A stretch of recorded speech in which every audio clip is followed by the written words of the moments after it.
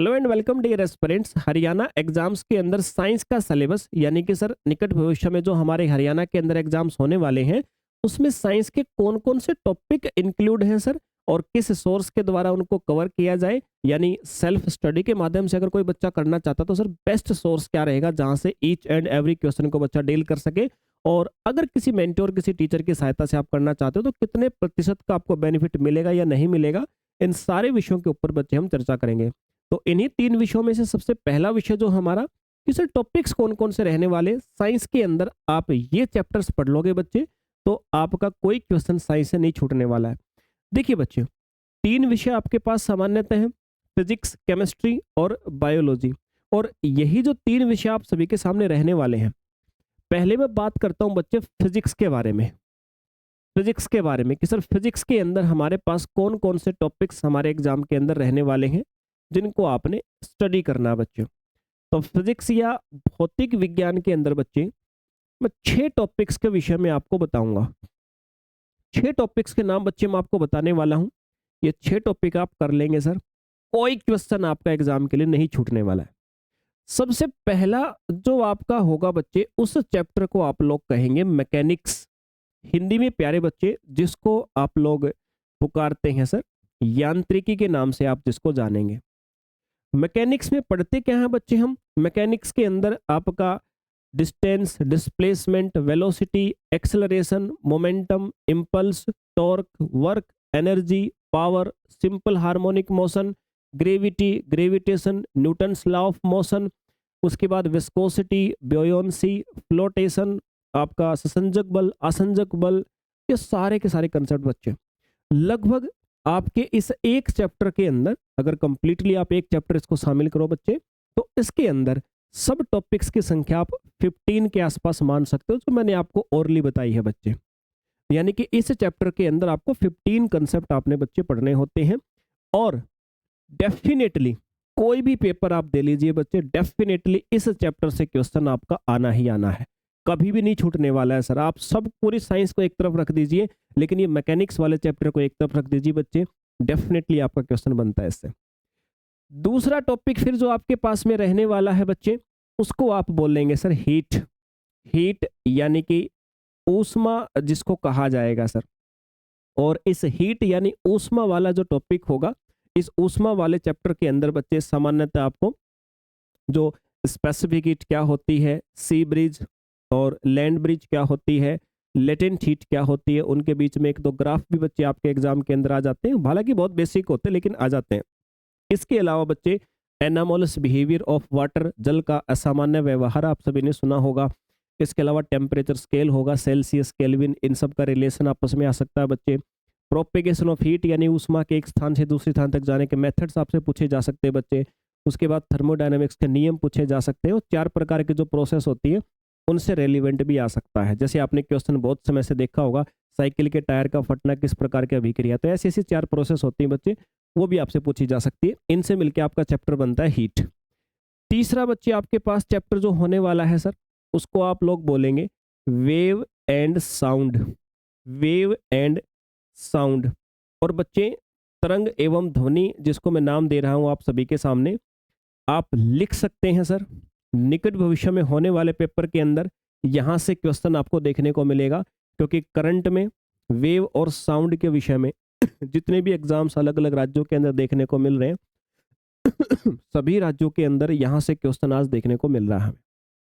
तो आपका भी बहुत जल्दी ही एग्जाम हरियाणा के अंदर होने वाला है, इस चैप्टर से अच्छा खासा क्वेश्चन देखने को मिलेगा। फोर्थ नंबर पे बच्चे फिर एक चैप्टर आता है आपका ऑप्टिक्स। ऑप्टिक्स यानी कि सर प्रकाशिकी। प्रकाशिकी वाले चैप्टर के अंदर क्या पढ़ते हो बच्चे आप इसके अंदर रिफ्लेक्शन, परावर्तन, रिफ्रैक्शन, अपवर्तन पढ़ते हो। टोटल इंटरनल रिफ्लेक्शन, पूर्ण आंतरिक परावर्तन, डिस्पर्जन, प्रक्षेपण पढ़ोगे, स्कैटरिंग, प्रकीर्णन पढ़ोगे, इंटरफेरेंस, व्यतिकरण पढ़ोगे, डिफ्रैक्शन, विवर्तन पढ़ोगे, और पोलराइजेशन, ध्रुवण पढ़ोगे बच्चे। और इन सब के अलावा इस चैप्टर के अंदर आपको लेंस और मिरर से रेलिवेंट भी सारी बातें जाननी है। ओके सर, तो ये ऑप्टिक्स चैप्टर बन जाता है। पांचवा चैप्टर है बच्चे फिर आपका electricity and magnetism. Electricity and magnetism, बोले तो हम विद्युत व चुंबक। तो बच्चे देखो, इलेक्ट्रिसिटी और मैग्नेट वाले चैप्टर को अलग अलग नहीं पढ़ना बच्चे, वो समय जा चुका जब आप इलेक्ट्रिसिटी के बारे में 20-30-50 फैक्ट पढ़ लेते थे और मैग्नेट के बारे में पढ़ लेते थे। तो लिख लीजिए बच्चे, हरियाणा एग्जाम्स के अंदर जो पैटर्न पे आप अभी तक पढ़ते आ रहे हो ना, ये वन लाइनर टाइप से, उससे क्वेश्चन होल्ड नहीं होना। पिछला जो सीईटी हुआ था बच्चे, आप सुन लीजिए, मैं आपको बता रहा हूँ, क्वेश्चन हर एक क्वेश्चन देखने में ऐसा लग रहा था अरे ये तो हमने पढ़ा हुआ है, लेकिन बच्चे 90% बच्चों के क्वेश्चन गलत थे। बहुत सारे जो उनको ऐसा लगता था कि ये हमारे द्वारा किए हुए हैं, क्योंकि हर क्वेश्चन के अंदर सर कोई ना कोई दूसरा फैक्ट ऐड कर रखा था, ताकि बच्चे का कंसेप्ट चेक हो जाए कि उसको सच में साइंस आती है कि रट्टा मार के आया हुआ है। अब की बार भी बच्चे उससे आसान तो आप बिल्कुल एक्सपेक्टेशन नहीं कर सकते हो। और जो अभी जो 5600 कांस्टेबल वाली बात चल रही, इससे पहले जो कांस्टेबल लगे थे उसका पेपर उठा के देख लो एक बार, आप जितने भी सेट हैं सारे उठा के देख लो, और फिर मेरे से बात करना कि हाँ सर साइंस का लेवल क्या आता बच्चे एग्जाम के अंदर। फिर छठा चैप्टर बच्चे आपका आने वाला है मॉडर्न फिजिक्स। मॉडर्न फिजिक्स जिसको आप लोग बोलेंगे यानी आधुनिक भौतिकी।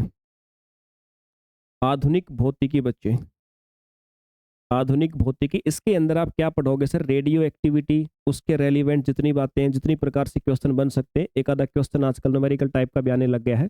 और उसके बाद फिर आप न्यूक्लियर फ्यूजन, नाभिकीय संलयन और नाभिकीय विखंडन पढ़ोगे। फिर उसके बाद में सेमीकंडक्टर के बारे में बच्चे आजकल बहुत क्वेश्चन देखने को मिल रहे हैं।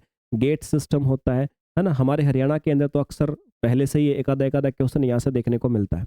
तो भाई ये फिजिक्स के अंदर है 6 चैप्टर, ये जो बच्चा कर लेगा उसका क्वेश्चन नहीं छूटना मेरे भाई एक भी। तो फिजिक्स में 6 चैप्टर। फिर मैं आ जाता हूं बच्चे दूसरा, इसके बाद केमिस्ट्री पे।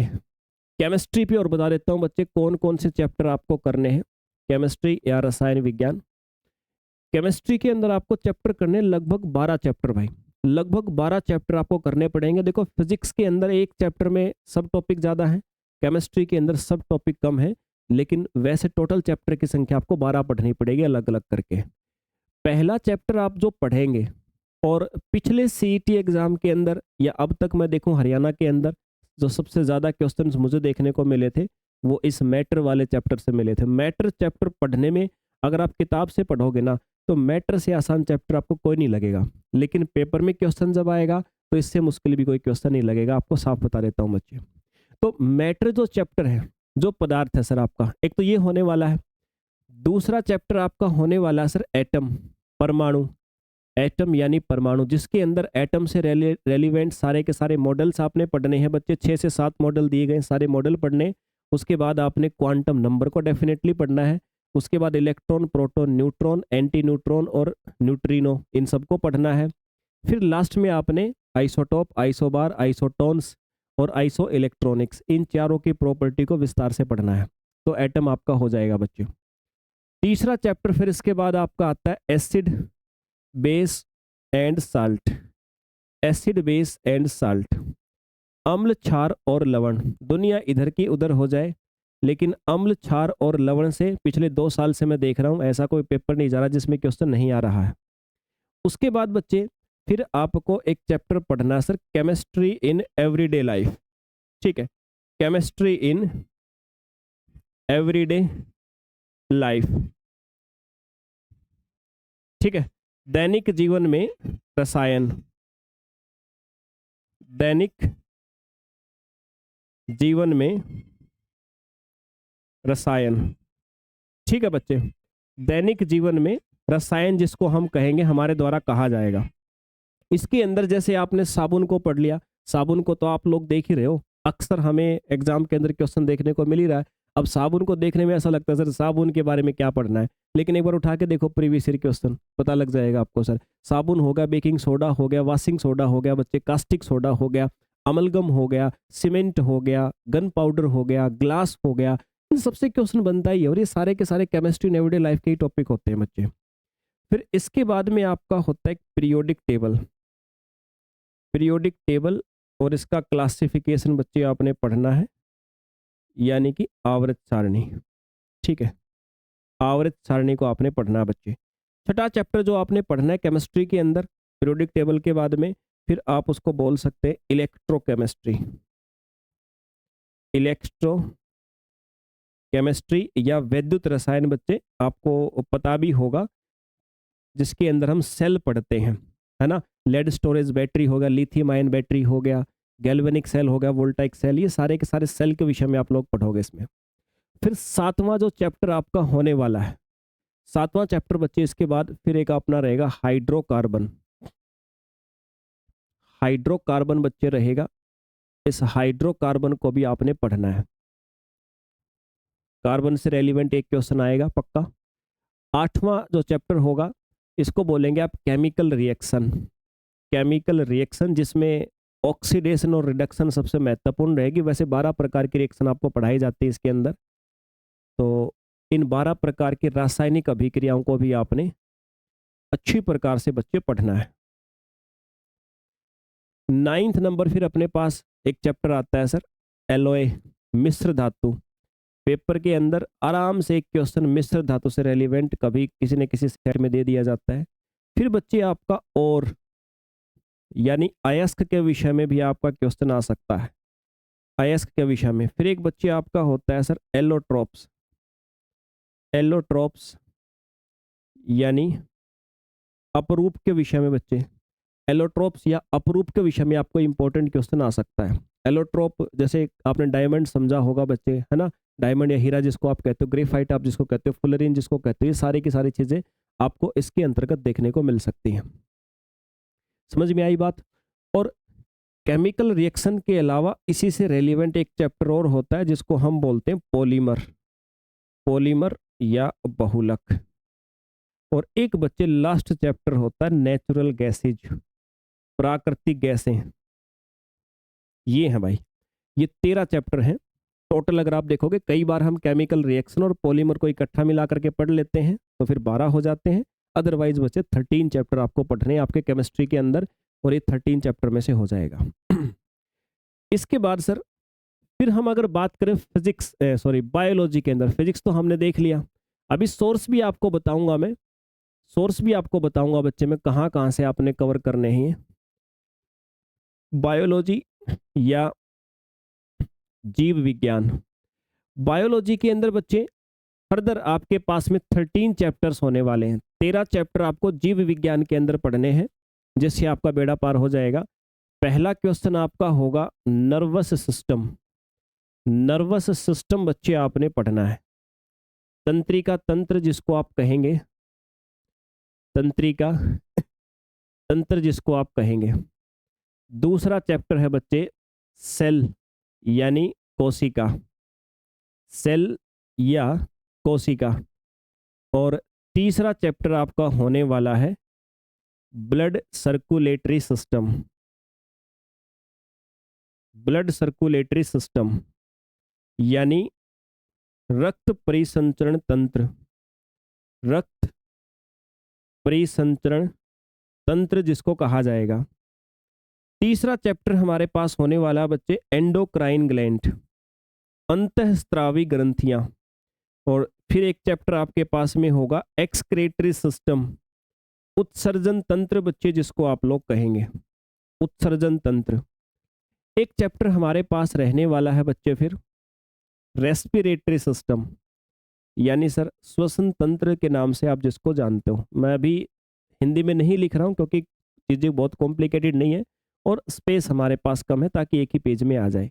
रेस्पिरेटरी के बाद बच्चे फिर अपने पास होने वाला है रिप्रोडक्शन सिस्टम, प्रजनन तंत्र आपको पढ़ना है बच्चे।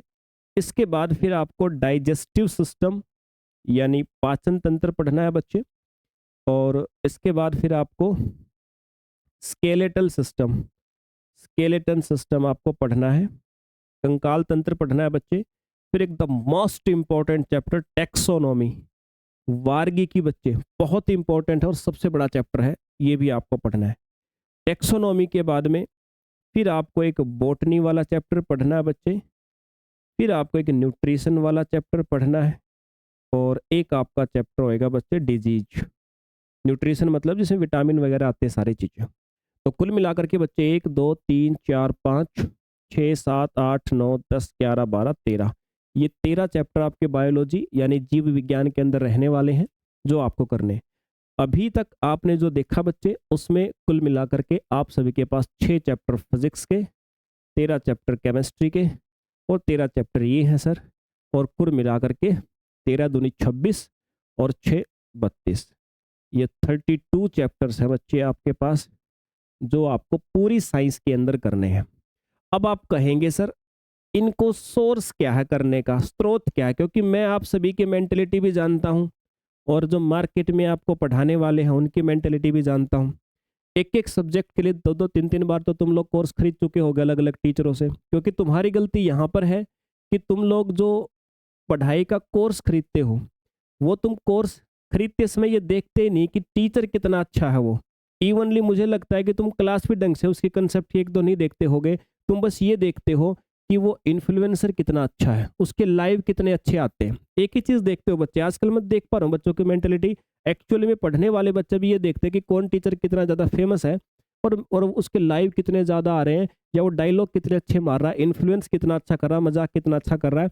कोर्स खरीद लेते हो, खरीदते रहो कोर्स, अगले 2 साल ऐसे ही खरीदोगे, चिंता मत करो। अगर यही चीज़ देख के कोर्स खरीदोगे तो बच्चे मैं आपको बताता हूँ, अवेयर होइए अभी भी आप। इन्फ्लुएंसर आपको अच्छा पढ़ा थोड़ी सकता है, वो आपको अच्छा इन्फ्लुएंस कर सकता है, आपको हो सकता है अच्छे डायलॉग मार करके आपको अच्छा लगे कि इसने अच्छी अच्छी बातें करी, ये कर सकता है, लेकिन इससे ना तो एग्जाम होना ना तुम्हारा कोर्स कभी पूरा होना बच्चे। तो अभी भी आप इन सारी सिचुएशन से गुजर चुके हो। मुझे पता है कि तुम लोग है ना कोर्स जिसका भी ले चुके 2-4 बार, और तुम्हारी इच्छा भी नहीं लेने की, मैं कह भी नहीं रहा कि तुम किसी टीचर का कोर्स लो। अगर 2-4 बार तुमने जो भी बेसिक सा पढ़ा है, जितना भी तुमने आज तक अभी पढ़ा होगा बच्चे, तो मैं आप लोगों को एक बात कहता हूँ, तुम क्या तरीका आजमाओ। तुम्हें अगर बच्चे ये करना है, तुम्हें अगर ये करना है साइंस का, किस तरह हम कहाँ से करें, एक बुक बता दो। तो देखो भाई, ये जो मार्केट के अंदर आपके पास में जितनी भी बुक्स हैं, अगर तुम ये चाहते हो कि देखो सर बहुत ज़्यादा पेशेंस है नहीं, तो एक बुक बता दो जहाँ से हम साइंस पढ़ लें और हमारा काम चल जाए। तो मेरे भाई देखो, फिर बुक है ना, एक दृष्टि की आती है, दृष्टि की बुक आती है, और वो बुक है ना पूरी जीके जीएस की आती है, पूरे जीके जीएस की आती है। उस जीके जीएस वाली बुक में से साइंस पढ़ लो, या थोड़ा सा और अच्छा पढ़ना चाहते हो तो दृष्टि की स्पेशल साइंस की बुक भी आती है, दृष्टि की ही एक साइंस की बुक भी आती है बच्चे स्पेशली। थोड़ा सा इसे ज़्यादा करना चाहते हो यहाँ से कर लो, लेकिन आप कहोगे सर हरियाणा एग्जाम्स का हो जाए उतना बता दो, तो भाई ये जो पूरी जीके जीएस वाली बुक आती है इसमें साइंस का पोर्शन है, इससे बहुत अच्छा आपका हो सकता है। तो बुक से आप करना चाहो ना बच्चे, ये कर लो अगर मार्केट की किसी किताब से। लेकिन आप कहोगे सर बेस्ट क्या रहेगा कि हमारा क्वेश्चन ना छूटे, ऐसा कोई सोर्स बता दो। तो मेरे भाई सब किताबों को छोड़ के 6ठी क्लास से लेकर के 10वीं क्लास तक चले जाओ, और इन सभी क्लास की जो एनसीईआरटी बुक है वो पढ़ लो मेरे भाई। एनसीईआरटी जो बुक है वो पढ़ लो, मैं आपको लिख के दे सकता हूँ सर। ये ज्ञान अगर आपने ले लिया सच में पेशेंस के साथ 1 से 2 बार पढ़ लिया, और बहुत समय नहीं लगता, 6ठी क्लास की साइंस पढ़ने में 2 दिन लगेंगे, 7वीं क्लास की पढ़ने में 3 दिन लगेंगे आपको। ऐसा नहीं कि जो पहले आप बच्चे थे तब 10-12 साल के तब पढ़े थे उतना समय लगेगा, उतना नहीं लगने वाला। ये एनसीईआरटी पढ़ लो भाई, किसी टीचर किसी अध्यापक की आपको आवश्यकता नहीं पड़ेगी, बेस भी क्लियर होगा, पेशेंस बनेगा और कंसेप्टों पे पकड़ भी बनेगी। अगर चाहो तुम कि नहीं सर ये बताओ टीचर की सहायता से कैसे किया जाए, एनसीईआरटी तुम्हें नहीं पढ़ने की इच्छा, भाई नहीं इतना बैठ पा रहे हो, तुम्हारे अंदर उतना पेशेंस नहीं है कि तुम बैठ करके किताबों को स्टोरी की तरह से पढ़ो, क्योंकि भाई एनसीईआरटी में क्या होता है, 6ठी क्लास की किताब पढ़ोगे, 3 पेज पढ़ोगे तो 10 क्वेश्चन निकाल पाओगे मुश्किल से, अगले 6 पेज में से 3 क्वेश्चन निकलेंगे। मतलब पेशेंस चाहिए आपको 1-2 क्लास में। फिर जैसे जैसे बड़ी क्लास में चलोगे तो एक एक पेज में 10-10 क्वेश्चन भी निकलेंगे, 20-20 में निकल के आएंगे तुम्हारे सामने।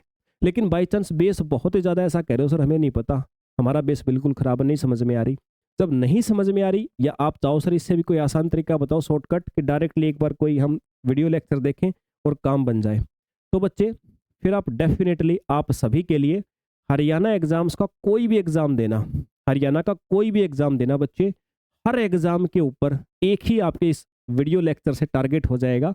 और ये सिर्फ आपको बच्चे कुछ पे भी नहीं करना है, मैं बिल्कुल जीरो भी कर देता बच्चे, क्योंकि एक कोर्स नहीं मेरे पास में 70 कोर्स चल रहे हैं बच्चे, मैं बिल्कुल भी फ्री कर देता, बिल्कुल फ्री में, लेकिन तुम नहीं पढ़ोगे मुझे भी पता है, ये मेरी भी मेंटेलिटी, जहाँ पे जेब में से पैसा नहीं जाता कोई बच्चे उधर से मुंह फिरा के नहीं देखता। 49 आपको केवल इस पे एनरोलमेंट के टाइम पे करना है बच्चे। और आप ये मान लीजिए 2 साल की वैलिडिटी आपको रहेगी। तुम पढ़ना, तुम्हारे लगने के बाद तुम्हारा भाई पढ़े, तुम्हारी बहन पढ़े, कोई इश्यू नहीं बच्चे, 2 साल तक। और 1 मोबाइल में चलाओ, 2 में चलाओ, 3 मोबाइल में चलाओ, कितने भी मोबाइल में कोर्स को चलाओ, एक ही बार, सिर्फ एक बार 49 एनरोलमेंट करके कितनी बार भी चला सकते हो। सारे के सारे पीवाईक्यू बच्चे करवाऊंगा इसमें, जो 2025 से पहले, अभी से पहले जितने तुम्हारे हरियाणा के एग्जाम्स हुए पिछले पिछले 10 साल तक लगभग मान के चलो, सारे पीवाईक्यू प्रैक्टिस करवाऊंगा। 50 से ज़्यादा मॉक्स दूंगा आपको टॉपिक वाइज, जो आपको प्रैक्टिस करने होंगे एप्लीकेशन के ऊपर ही, और कंसेप्ट बच्चे पूरे डिटेल में होने वाले हैं। और एक बार आपने 32 टॉपिक कर लिए, उसके बाद में आपका कुछ नहीं छूटने वाला बच्चे, और बहुत समय नहीं लगने वाला है। बस आपके इनिशिएटिव की देर है बच्चे। अगर साइंस विज्ञान विषय कमजोर है तो बिल्कुल आपको अच्छी प्रकार से यहाँ से साइंस स्पेशली आपको प्रिपेयर करवा दिया जाएगा बच्चे। हरियाणा के हर एग्जाम के लिए एक ही टारगेट करेगा, और 2 साल की वैलिडिटी का मतलब ये मान लीजिए कि तुम जब तक तैयारी करोगे बच्चे, तुम्हें दूसरा साइंस लेने की आवश्यकता नहीं पड़ेगी। और मेरे बारे में अगर आप जानते हैं, पढ़े होंगे मेरे से कभी कभी आप पहले, तो आप मुझे जानते भी होंगे। नहीं भी जानते बच्चे तो आप मान सकते हैं सर, दिल्ली मुखर्जी नगर लगभग 8 साल के आसपास सर्विस देने के बाद, और लगभग आप किसी भी बहुत बड़े प्लेटफॉर्म, आप नॉर्थ इंडिया में अगर एजुकेशन के सेक्टर में किसी भी बहुत बड़े प्लेटफॉर्म का नाम अपने मस्तिष्क में सोच के देखना कि कौन कौन से बड़े हैं, और अगर वहाँ पर आपको मेरा कोई ना कोई लेक्चर ना मिल जाए तो आप स्वयं को पता लग जाएगा बच्चों। तो चलिए फिर आज अपने सेशन को यहीं तक रखते हैं। साइंस विषय के बारे में बच्चे पूरी स्ट्रेटजी आप सभी के लिए थी। सो आप अपनी इस जर्नी को शुरू करें संसारम परिवार के साथ बच्चे। एप्लीकेशन आपको डाउनलोड करनी है, संसारम के नाम से एप्लीकेशन बच्चे आपको प्ले स्टोर पे मिलेगी। एप्लीकेशन डाउनलोड करें और अपने कोर्स के अंदर बच्चे एनरोलमेंट करें। तो चलिए बच्चे, मुलाकात होगी फिर आप सभी से अगले सेशन के अंदर। जय हिंद भाई।